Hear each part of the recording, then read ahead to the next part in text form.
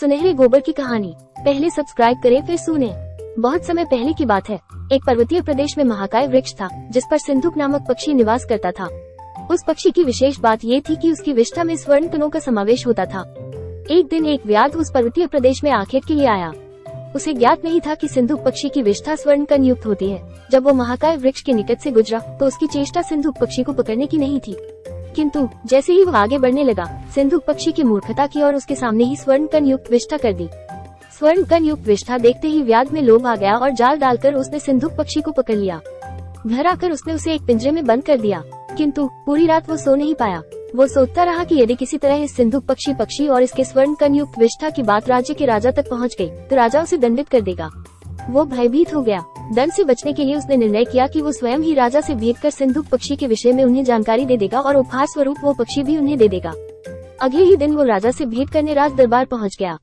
वहां उसने सिंधुक पक्षी प्रस्तुत करते हुए उसकी स्वर्ण कण युक्त विष्ठा के विषय में राजा को सब कुछ बता दिया।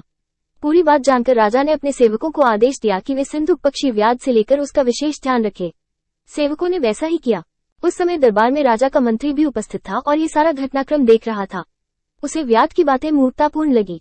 उसने राजा को परामर्श दिया कि ऐसी अनर्गल बातों पर विश्वास करना आपको उपहास का पात्र बना देगा, इसलिए व्याध की बातों में न आए। राजा ने मंत्री की सलाह मान ली और सेवकों को आदेश दिया कि सिंधुक पक्षी को स्वतंत्र कर दिया जाए।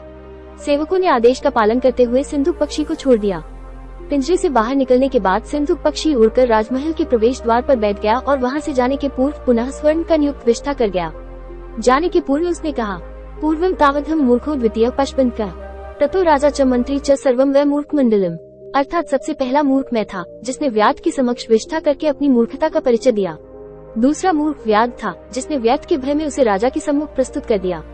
तदोपरांत राजा और मंत्री तो मूर्खों के मूर्ख निकले जिन्होंने व्याध के कथन पर विश्वास न कर उसे छोड़ दिया। इस प्रकार इस राज्य में मूर्ख मंडली का जमवाड़ा है।